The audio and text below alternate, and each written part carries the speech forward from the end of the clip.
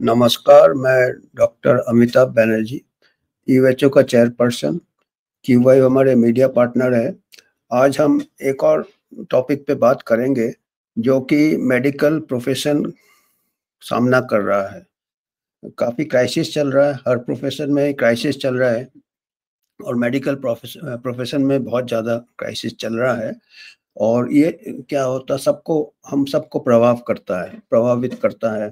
Patient care में फ़र्क पड़ता है, जॉब सैटिस्फैक्शन में फ़र्क पड़ता है, हमारा एफिशिएंसी इकोनॉमी में फ़र्क पड़ता है। ये होता है एक फिनोमेना है जिसको कहते हैं बर्नआउट।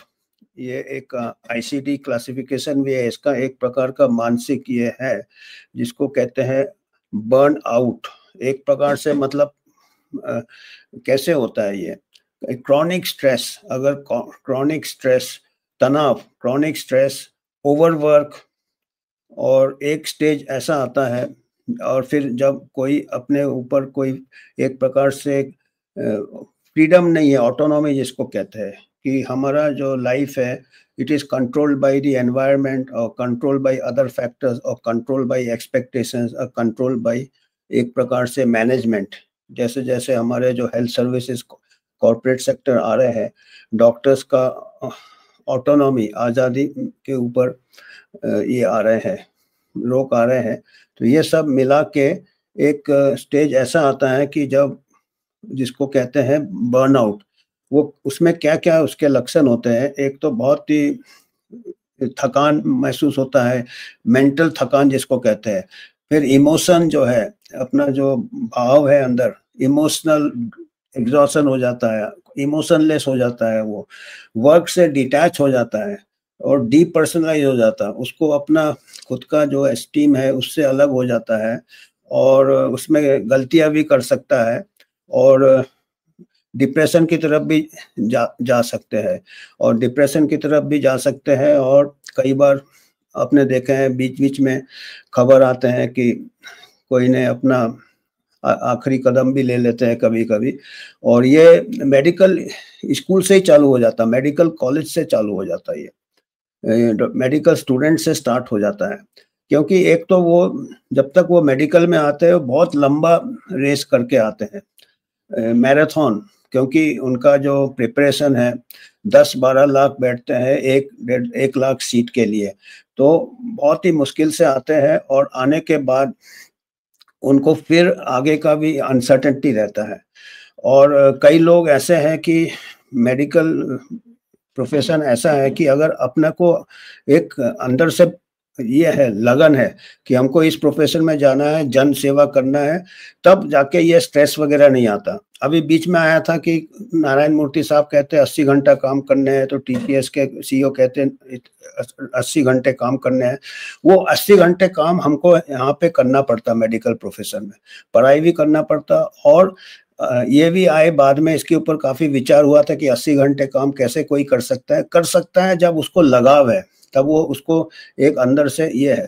पर ये सबको नहीं रहता है। कई लोग आते हैं कि ये करियर होगा, हमको अच्छा कंफर्टेबल सेटलमेंट होगा। कंफर्टेबल सेटलमेंट नहीं है, ये सेटलमेंट होता ही नहीं है। ये ऐसा इतना फास्ट चल रहा है आजकल मेडिकल करियर कि एमबीबीएस के बाद भी आगे भागना पड़ता है। एमबीबीएस करके आदमी को फिर से स्टार्ट हो जाता है, फिर से लॉन्ग डिस्टेंस ये है। उसके बाद आपको पीजी सीट के लिए कंपटीशन करना पड़ता और 1-1.5 लाख एमबीबीएस निकलते हैं हर साल। 2-3 साल first attempt, second attempt, third attempt PG seat के लिए करते हैं, तो 2-3 लाख कैंडिडेट होंगे पीजी सीट के लिए, जिसके कि 50,000 ही पीजी सीट है। और पीजी सीट में भी आपके चॉइस का गारंटी नहीं है, आपके चॉइस का मिलेगा। 50% से ज़्यादा सीट्स आपके प्राइवेट कॉलेज में हैं, एमबीबीएस भी और पीजी सीट भी। तो आपको प्राइवेट कॉलेज में अगर मिलता है तो आपको फाइनेंशियल बहुत स्ट्रेस रहेगा। तो मतलब आप एमबीबीएस करके निकलोगे, अगेन वो उसके लिए फाइनेंशियल, अगर प्राइवेट कॉलेज 50% है, उसके आगे आप पीजी करोगे, उसके बाद आपको फाइनेंशियल ये पड़ेगा। उसके बाद अभी पीजी, एमडी, एमएस के बाद भी कहानी ख़त्म नहीं होता। उसके बाद फिर से लंबा रेस भागना पड़ता है, जिसको कहते हैं कि सुपर स्पेशलाइजेशन। तो ये सब एक बार इसमें कहीं सांस लेने का टाइम नहीं मिलता डॉक्टर्स को। और इस बीच में जब वो एमबीबीएस करता है, रेजिडेंसी करता है, एमडीएमएस, या उसके टाइम उसको 24 आवर्स कॉल ड्यूटी में रहता है, ड्यूटी में रहता है, उसको मेंटल रिलैक्सेशन भी नहीं है, फिजिकल रिलैक्सेशन भी नहीं है, रिक्रिएशन का टाइम नहीं है, अपने फैमिली के लिए टाइम नहीं है। तो ये सब चीज से ये बर्नआउट पूरे वर्ल्ड में ये प्रॉब्लम है, और हमारे कंट्री में ज़्यादा है, क्योंकि हमारे कंट्री में काफ़ी अभी जॉब सिक्योरिटी का भी प्रॉब्लम है, और डॉक्टर्स को बहुत मरीज देखना पड़ता है। दूसरे कंट्री में थोड़े पेशेंट्स कम रहते हैं। और इसमें क्या है कि मेडिकल कई एक ऐसे होते हैं, क्योंकि मैं ये टीचिंग में हूँ अभी 20 साल से ज़्यादा हो गया, उसके पहले भी बीच में एफएमसी में भी टीचिंग किया, प्राइवेट कॉलेज में भी 20 साल से कर रहा हूँ। तो मेरे से काफ़ी इंटरेक्शन होते हैं स्टूडेंट से। तो कई ऐसे इंटरेक्शन में पता चलता है कि शायद 50% स्टूडेंट्स है वो घर वाले के इससे आते हैं एमबीबीएस करने, घर वाले का एक्सपेक्टेंस ऐसा घर वाले का रहता है, तो उनको अपने ऊपर कोई कंट्रोल नहीं रहता है, ऑटोनॉमी नहीं रहता है। बट उसमें क्या होता है, थकान जल्दी होता है।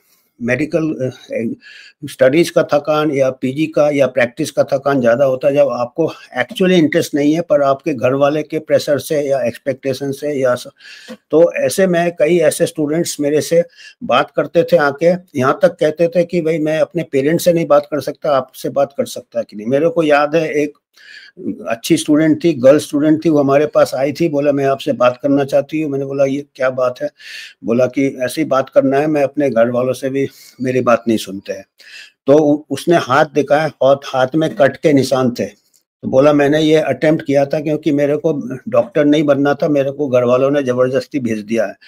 और मैंने उसके नंबर देखे, मैंने बोला आपके नंबर तो अच्छे हैं, मतलब इंटेलिजेंट थी। बोला हाँ नंबर अच्छे हैं, पर मैं क्लासेस मेरे को अच्छे नहीं लगते, मेरे को काफ़ी बोरिंग लगता है, मेरे को इस फील्ड में आना ही नहीं था, इसलिए मैंने ऐसे अटेम्प्ट किया था। तो मैंने सोचा कि अभी शायद घर वाले मेरे को ड्रॉप आउट करने देंगे, मेडिकल लाइन छोड़ने देंगे। मेरे को घर वाले वापस ले गए, मेरा इलाज कराया, इलाज कराने के बाद फिर वापस भेज दिया मेडिकल कॉलेज में। बोलती अभी मैं क्या करूं? फिर मैंने उससे पूछा भाई आपको करना क्या था, आपका घर का बैकग्राउंड क्या है? वो बहुत बड़ा बिजनेस फैमिली की थी, काफी पैसे था। मैंने बोला आपको करना क्या है? तो मैंने पूछा उनसे, तो बोला नहीं मेरे को मैनेजमेंट करना है, मेरे को एमबीए वगैरह करना है। तब मैंने बोला एक और चीज है, मेडिसिन में इतने सारे ब्रांचेस हैं, आप ये सोच सकते हैं कि कई टाइप के, एक क्लिनिकल होते हैं, जिसको मेडिसिन में इंटरेस्ट है, पेशेंट केयर में इंटरेस्ट है, वो क्लिनिकल में जा सकता है, मेडिसिन, सर्जरी, कार्डियोलॉजी, इस टाइप के। और कई नॉन क्लिनिकल ब्रांचेस है, उसमें पैथोलॉजी है, फिजियोलॉजी, और एक है कम्युनिटी मेडिसिन, पब्लिक हेल्थ, जो कि हमारा स्पेशलिटी है। पब्लिक हेल्थ में काफ़ी मैनेजमेंट की ज़रूरत है, उसमें हमारा डॉक्टर्स का मैनेजमेंट स्किल्स कम रहते हैं। और पब्लिक हेल्थ में हेल्थ मैनेजमेंट रहता है, हॉस्पिटल मैनेजमेंट रहता है, हॉस्पिटल एडमिनिस्ट्रेशन रहता है, community health policies, public health policies. तो मैंने उसको बताया कि आप ऐसा करो, एमबीबीएस कर लो, आप स्टूडेंट अच्छे हो, उसके बाद आप ये सब्जेक्ट ले सकते हैं, इसमें आप मास्टर पब्लिक हेल्थ वगैरह कर सकते हैं। तब उसको एक ये लगा कि बोला हाँ चलो ये, मैंने बोला घर वाले भी खुश होंगे, आप भी खुश हैं, क्योंकि आपको मैनेजमेंट पे इंटरेस्ट है। और हमारा जो पब्लिक हेल्थ में प्रॉब्लम है, मैनेजमेंट का प्रॉब्लम है, और ये मैनेजमेंट मिसमैनेजमेंट के लिए आज ये हाल है, डॉक्टर्स को स्ट्रेस है। ये मैं समझाता हूँ। क्या है कि अभी 80% जो डॉक्टर्स है या जो स्पेशलाइजेशन करते हैं, सुपर स्पेशल करते हैं, ये सब बिग सिटीज में कॉन्सेंट्रेट होते हैं। अब यहाँ पे क्या है, बहुत ज़्यादा डॉक्टर्स हो गए, और एक्चुअल जो डॉक्टर्स का हमको ज़रूरत है, वो 70% पॉपुलेशन हमारे रूरल एरिया में है, वहाँ पे डॉक्टर्स नहीं है। वहाँ के डॉक्टर्स नहीं है बोल के उधर भी स्ट्रेस है, क्योंकि वहाँ पे डॉक्टर्स को ओवरवर्क है, उनके पेशेंट लोड इतना ज़्यादा है कि वो पेशेंट को टाइम नहीं दे पाते, ओवरवर्क हो जाता है, मेडिकल एरर्स होते हैं, गलतियाँ होती है, यहाँ पे भी गलतियाँ होती है, जो स्ट्रेस में रहते हैं, और वो भी बर्नआउट होता है। रूरल एरिया में बर्नआउट होता है, कई छोड़ के फिर सिटी की तरफ आ जाते हैं। पेशेंट्स को भी प्रॉब्लम है, पेशेंट्स को भी सिटी की तरफ आना पड़ता है। और सिटी में जो डॉक्टर्स है, अभी जहाँ तक गवर्नमेंट का जो पहले बोर्ड कमेटी ने सजेस्ट किया था कि आपको 1946 में बताया था कि 10,000 20,000 पॉपुलेशन में 75 बेडेड हॉस्पिटल होना चाहिए विलेज लेवल में, जिसमें 6 डॉक्टर्स थे, उसमें general medicine, general surgery, gynaecologist आज तक नहीं किया हमने। और बताया था कि तालुका लेवल में 250 बेडेड हॉस्पिटल होने चाहिए, सब स्पेशलिस्ट होने चाहिए, डिस्ट्रिक्ट लेवल में टर्सरी केयर होने चाहिए। अभी भी डिस्ट्रिक्ट हॉस्पिटल्स में 30% से लेकर 40% वैकेंसीज भरे नहीं है। तो गवर्नमेंट हॉस्पिटल्स जो रूरल एरियाज में है, डिस्ट्रिक्ट लेवल में है, इवन इन सिटीज में गवर्नमेंट हॉस्पिटल्स में देयर इज अंडर स्टाफ। तो उसमें जो डॉक्टर्स है ऑलरेडी काम कर रहे हैं वो स्ट्रेस में आ जाते हैं क्योंकि उनको बहुत ज़्यादा पेशेंट देखना पड़ता है। और यहाँ पे सिटी में क्या है, सिटी में मोस्ट ऑफ द डॉक्टर्स जो स्पेशलाइजेशन सुपर स्पेशलाइजेशन करते हैं उनको क्या है कि प्राइवेट सेक्टर में जाना पड़ता है, कॉर्पोरेट हॉस्पिटल में जाना पड़ता है। वहाँ पे क्या है, रूरल एरिया में क्या है कि पेशेंट ओवरवर्कड है, पेशेंट ओवरलोड है। यहाँ पे पेशेंट ओवरलोड नहीं है पर पेशेंट ओवरलोड बनाना पड़ता है बिकॉज ऑफ कमर्शियल इंटरेस्ट। उनको टारगेट दिया जाता है, जितने भी कॉर्पोरेट हॉस्पिटल्स है उनको टारगेट दिया जाता है, अगर आप टारगेट नहीं ये करोगे, इतने सारे टेस्ट आपको करने हैं, इतने सारे प्रोसीजर्स करने हैं, इतने सारे आपको एडमिशन करने हैं, टारगेट नहीं दिए जाओगे तो दूसरे डॉक्टर को रख लेंगे वो। तो इसमें कई बार धर्म संकट आ जाता है, अननेसेसरी टेस्ट कभी करना पड़ता है, कभी अननेसेसरी प्रोसीजर करना पड़ता है, अननेसेसरी कई बार एक्स्ट्रा सर्जरी करना पड़ता। तो उसमें क्या होता है कि उसमें भी एक टाइम आता है कि डॉक्टर अंदर से इमोशनल खोखलापन आ जाता है, उसको बर्नआउट कहते हैं। और यहाँ पे कई सर्वेस किए हैं, ऐसे कई स्टडीज किए हैं, 30% डॉक्टर्स कभी ना कभी बर्नआउट फेस करते हैं। 30% बहुत ज़्यादा अमाउंट है, 1 in 3। और उसमें क्या होते हैं, मेडिकल एरर्स हो जाते हैं, पेशेंट केयर में गलतियां हो जाती है, पेशेंट को नुकसान हो सकता है। आप समझ सकते हैं कि एयरलाइंस के पायलट को कितना स्ट्रिक्ट है, उनका मेडिकल होता है, उनको रेस्ट दिया जाता है, उनको ओवरवर्क, क्योंकि फ्लाइट सिक्योरिटी का मामला है। पर पेशेंट सिक्योरिटी भी है जो कि पता नहीं चलता है कि कितने सारे मेडिकल एरर्स हो रहेंगे बिकॉज ऑफ बर्नआउट। तो हमारे को क्या है कि इसके लिए क्या कर सकते हैं हम, एक तो जैसे कि अभी क्या है, बिजनेस मॉडल आ गया है जैसे कि मेडिकल सीट्स बढ़ाइए जाइए, उनका आप ये नहीं देखना है कि उनका ज़रूरत है भी कि नहीं, उनको एडिक्वेट हम काम दे सकते हैं कि नहीं।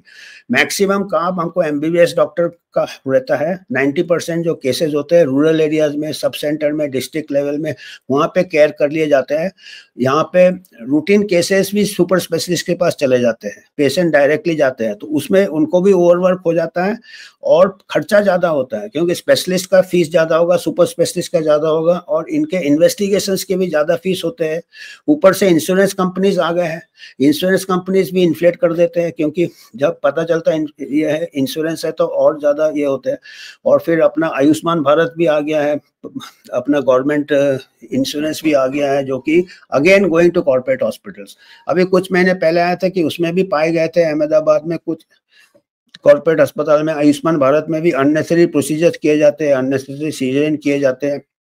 तो इसमें क्या हो रहा है, हमारा हेल्थ इंप्रूव नहीं हो रहा, हमारा हेल्थ बजट बढ़ रहा है, हमारा टैक्स पेयर का पैसा जा रहा है और ये रिसोर्सेज ठीक से यूज नहीं हो रहे हैं। जैसे कोई अगर ये होता है, कोई गेम होता है, फुटबॉल का भी गेम होता है, तो पूरे फील्ड प्लेसमेंट होता है, गोलकीपर होता है, सेंटर बैक होता है, डीप डिफेंस होता है, फिर सेंटर फॉरवर्ड 2-3 होते हैं, 3 centre forward, centre right half, left half, 3-4 होते हैं, तो ऐसा रहता है, तब जाके गेम जीता जाता है। अभी सभी सेंटर फॉरवर्ड में खेलना चाहते हैं, मतलब सभी अर्बन एरिया, बिग सिटीज में करना चाहते हैं प्रैक्टिस, कोई डीप डिफेंस में काम नहीं करना चाहता है।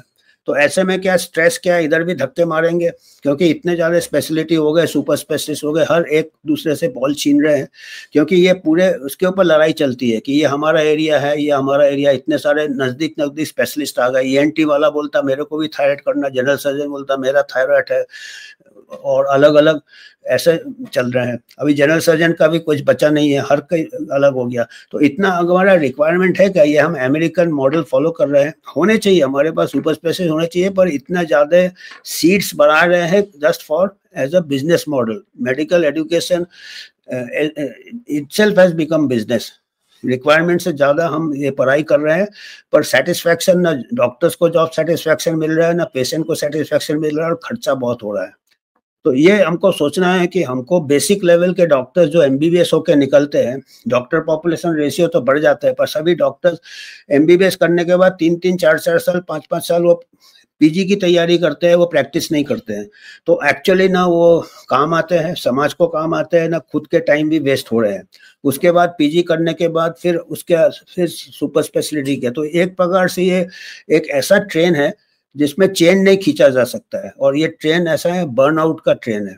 डॉक्टर्स भी एग्जॉस्ट हो जाते हैं, और जब तक निकलते हैं फिर एस्टेब्लिश कई आते हैं, अभी सेलिब्रिटी डॉक्टर्स आते हैं, बोलते हैं बहुत अच्छा है, पर वो सेलिब्रिटी डॉक्टर्स ऐसे हैं कि जैसे मूवी स्टार्स 4-5 लोग ही जाते हैं, वो मूवी स्टार बनते हैं, सुपरस्टार बनते हैं, पर कई लोग नाकामयाब होते हैं, कई लोग का नाम तक नहीं सुनाई मिलता है।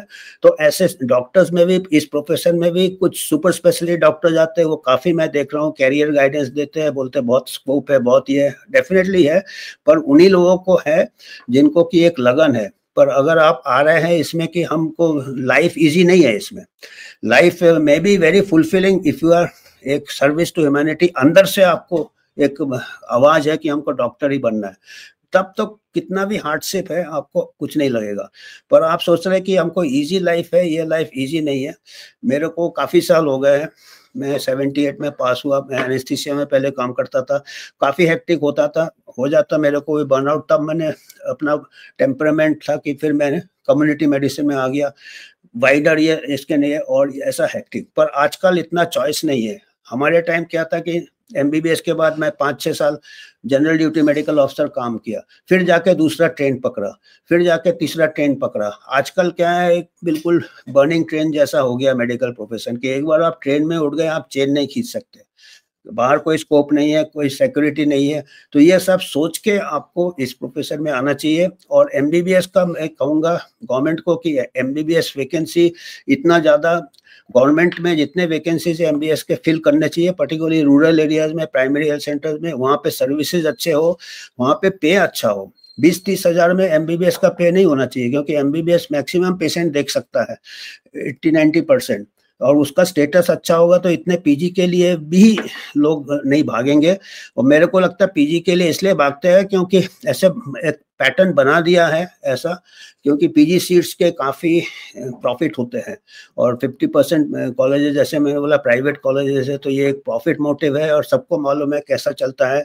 इसमें भी काफ़ी कुछ चीज़ें होते रहते हैं, सब मेडिकल स्टूडेंट्स देखते हैं, रेजिडेंट्स देखते, तो एक अच्छा ये नहीं होता है, एक अच्छा एग्जाम्पल नहीं होता, ये सब में बर्नआउट हो जाता है। क्योंकि young medical students, young doctors क्या काफ़ी आइडियलिस्ट होते हैं, आदर्शवादी होते हैं। जब वो देखते हैं कि कैसे कैसे पीजी सीट्स बढ़ाने के लिए कितने शॉर्टकट्स मारे जा रहे हैं, मेडिकल कॉलेज शॉर्टकट मारते हैं, फिर इंस्पेक्टिंग टीम को भी कई बार कॉम्प्रोमाइज कर दिया जाता है और एक इम्प्रेस कर दिया जाता है, गलत रिकॉर्ड, गलत ये सब से बर्नआउट एक स्टेज आता है जब आदमी का ये हो जाता है, डिटैच हो जाता है इमोशनली, उसका इंटरेस्ट चला जाता है, अपने लाइफ में इंटरेस्ट चला जाता है, अपने प्रोफेशन में इंटरेस्ट चला जाता है। और ऐसे काफ़ी मात्रा में ऐसे डॉक्टर्स फेस कर रहे हैं, मेडिकल स्टूडेंट से लेकर डॉक्टर्स। हमको यही आज मैसेज देना था, चीज़ काफ़ी कॉम्प्लिकेटेड हो गया है, इस ट्रेन को थोड़ा स्लो करने का है हमको। हमारे को बहुत डॉक्टर्स की बहुत ज़रूरत है, पर बेसिक डॉक्टर की ज़रूरत है जो एमबीबीएस लेवल के डॉक्टर्स की। सुपर स्पेशलिटी में क्या होता है, वो फिर मेडिकल डिवाइस वाले आते हैं, फिर फार्मा वाले आते हैं, फिर कमर्शियल इंटरेस्ट आ जाता है, डॉक्टर्स का ऑटोनॉमी और कम हो जाता है, उसको जबरदस्ती प्रिस्क्राइब करना पड़ता, नहीं तो वो कैरियर में आगे नहीं जा सकता। तो हमको बेसिक डॉक्टर्स चाहिए, और उसमें हमारे देश का हेल्थ भी इम्प्रूव होगा, डॉक्टर्स का सेटिस्फैक्शन भी बढ़ेगा, जनरल ड्यूटी मेडिकल ऑफिसर भी मोस्ट फुलफिलिंग हो सकता है। धन्यवाद, आज हमको यही कहना था। आपको अगर कुछ कंट्रीब्यूट करना है तो हमारा यूएचओ इंडिपेंडेंट बॉडी है, हम किसी फार्मा से या किसी इससे स्पॉन्सरशिप नहीं लेते हैं, और ना ही कोई कॉर्पोरेट हॉस्पिटल से या कोई इससे पॉलिटिकल हमको ये है। तो हम इंडिपेंडेंट रहना चाहते हैं, और आपके मदद से ही आगे बढ़ना चाहते हैं। धन्यवाद।